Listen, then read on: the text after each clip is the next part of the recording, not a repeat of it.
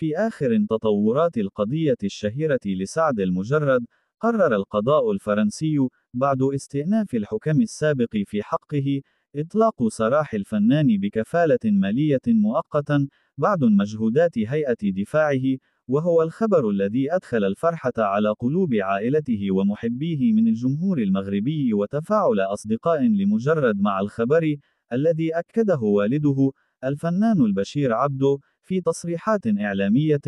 عبر مجموعة من التدوينات التي شاركوها مع جمهورهم عبر صفحاتهم على مواقع التواصل الاجتماعي. وقد سبق لمحامي الفنان جان مارك فيديدا أن أكد في تصريحاته أنه سيستمر في المعركة حتى يتم إطلاق سراح سعد المجرد من السجن ويتابع عمله الفني، مشيرا إلى أن الحكم لم يكن مبالغا فيه فحسب، بل كان أيضا لا